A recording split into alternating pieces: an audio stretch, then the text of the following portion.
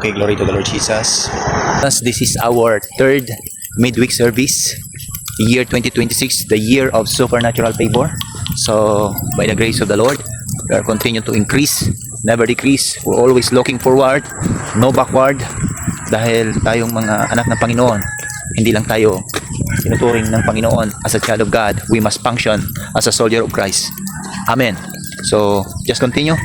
So, malapit na po tayo, fam. We're coming sa ating church dito sa Jaom Inagawan.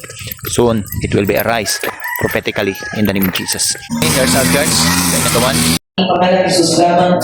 Kita ko ninyo Kulang maging mga salita upang ihayag ang kabutihan mo.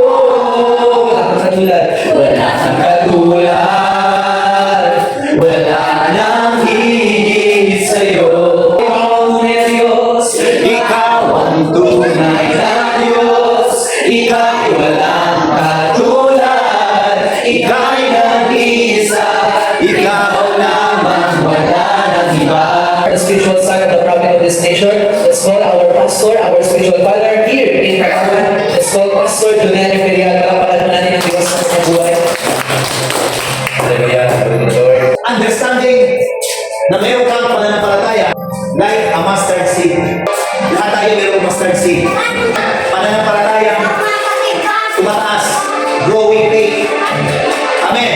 Okay, ito with me. Mula ngayon. Increasing faith and love. Increasing knowledge. Kaya importante yung pagkatin natin dito. Amen. Hallelujah. Pangapat, unawain mo yung power of prayer and fasting. Ayan, importante yan pa. Ang the book of Matthew chapter 4, si Jesus po nagpasa na 40 days and 40 nights. Ganito na lang po. Kung si Jesus nag-fasting, He is the Son of God from the bosom of the Father. Kung siya ay anak na ng Diyos nag-fasting, tayo pa kaya?